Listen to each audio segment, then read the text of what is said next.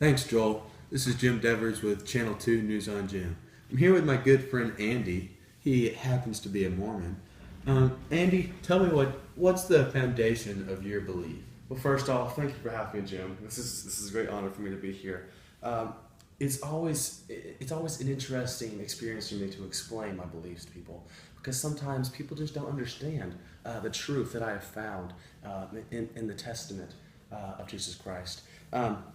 The first thing that's important to realize is Joseph Smith. He is the man who redefined the church because it's important to realize that he saw a vision from God. God told him that all churches were an abomination.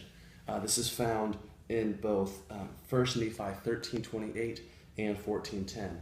I could read these for you if you want, but I think it would be better if you did it on your own, get a little more research yourself. It's also really important to realize that Jesus, or this man we believe is God, our ultimate goal in life is to become a God.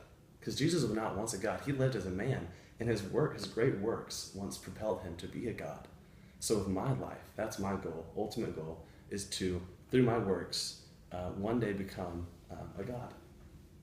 So, when you die, where do you believe you will go? Well, I believe, depending on my works, as you know, that's all I can do. I can just trust on my works and do the best I can. I will go to, the hope is the celestial kingdom. This is where, this is the best part of heaven. If you were to get a glimpse of the celestial kingdom, you want to commit suicide just to get there. It's spectacular. I haven't seen it myself, but I've heard stories. Second place is the terrestrial kingdom. Now this place it's heaven, it's just not quite as good as the celestial kingdom. And finally, we have the celestial, the terrestrial, and the telestial. This is kind of just one step below. It's going to be nice. It's going to be paradise, just not as good as the other two. And finally, the kingdom of outer darkness. This is where the worst of the people go. People who sin their entire life, like perhaps Hitler. Those types of people. I don't want to put judgment on anybody, but that's probably where they're going to be going. So, where will you be going?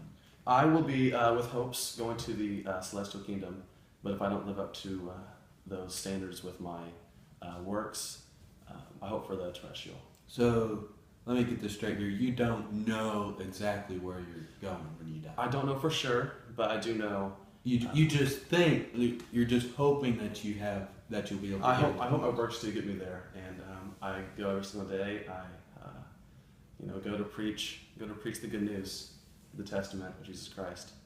Well, thank you for your story. Thank you. This is Jim on Channel 2 News on Jim. Back to you, Joel.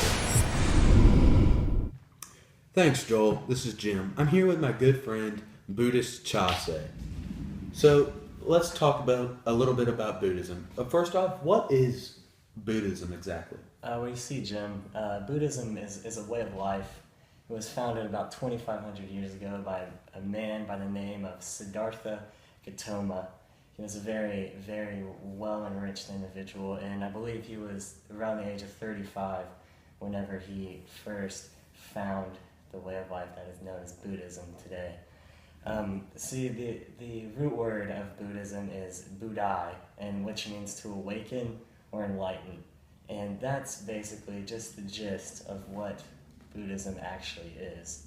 And so, if you have any more questions, I would be happy to answer them, Jim.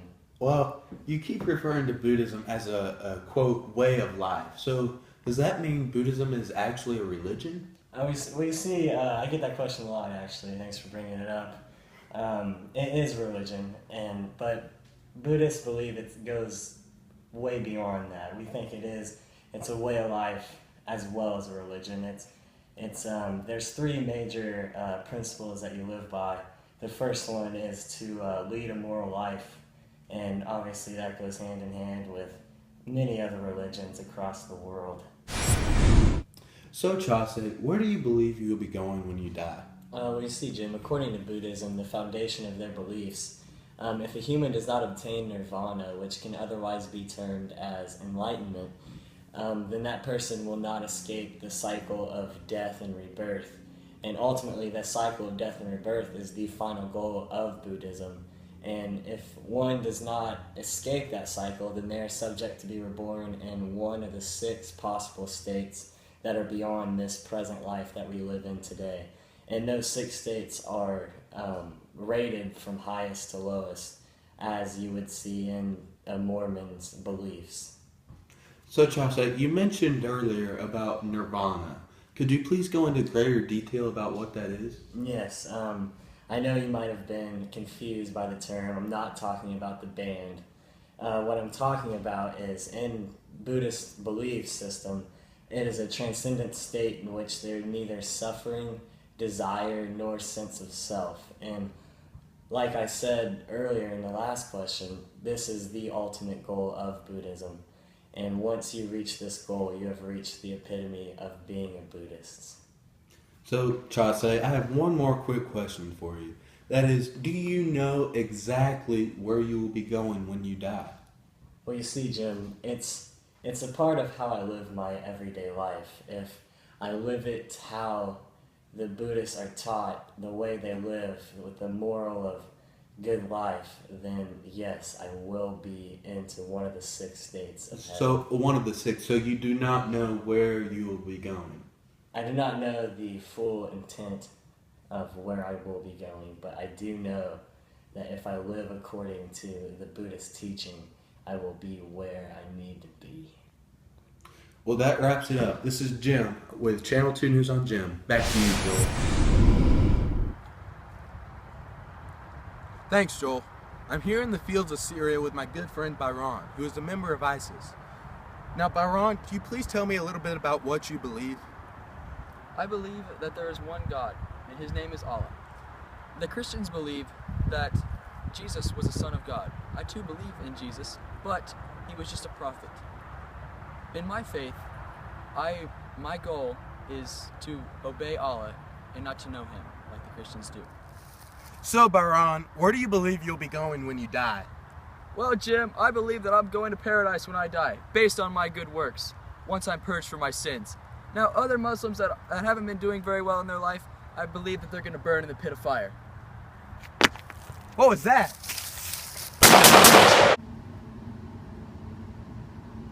Thanks, Joel. I'm here with my friend Drew, the Jew.